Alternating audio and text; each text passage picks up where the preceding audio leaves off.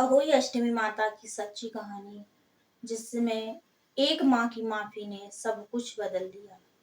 बहुत समय पहले की बात है। एक नगर में एक साहूकार रहता था। उसके 7 बेटे और 7 बहुएं थीं। घर में सुख शांति थी, पर सबसे छोटी बहू गर्भवती थी। कार्तिक कृष्ण पक्ष की अष्टमी के दिन सभी बहुएं घर की दीवार सजाने के लिए मिट्टी लेने जंगल गईं। छोटी भी उनके साथ चली गई।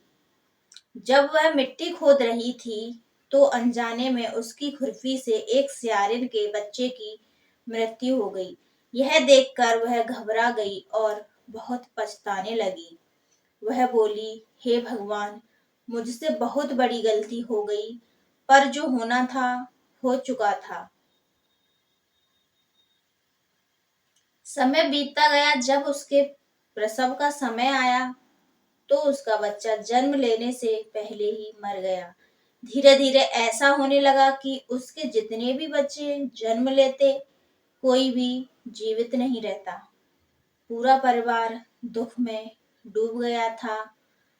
एक दिन वह स्त्री अपने दुख से व्याकुल होकर एक ब्राह्मण के पास गई और रोते हुए बोली, मुझे बताइए, ऐसा मेरे साथ क्यों हो रहा है।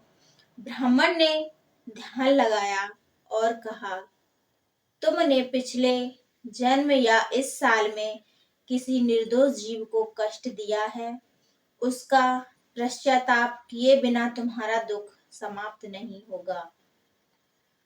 उसने मन ही मन में उस दिन की घटना याद की, जब उसकी खुरपी से सियारिन का बच्चा मर गया था।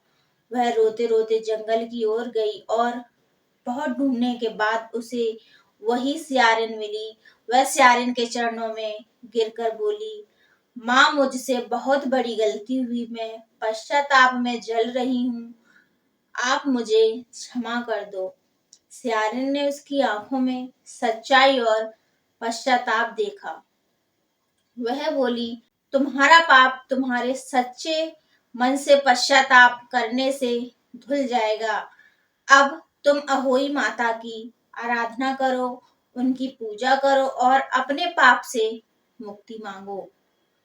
उस स्त्री ने वैसा ही किया। कार्तिक कृष्ण अष्टमी के दिन उसने अहोई माता की प्रतिमा बनाई, दीवार पर अहोई माता का चित्र अंकित किया और सच्चे मन से व्रत रखा। पूरे दिन उसने जल तक नहीं पिया और सायंकाल तारों के दर्शन के बाद अहोई माता को जल अर्पण किया और प्रार्थना की, हे माता, मेरे बच्चों की रक्षा करना, मेरे सभी पाप क्षमा करना। धीरे धीरे उसके जीवन में परिवर्तन आने लगा। उसके घर में फिर से हंसी लौट आई। अहोई माता की पूजा से उसे स्वस्थ, सुंदर और दीर्घायु संतान प्राप्त हुई।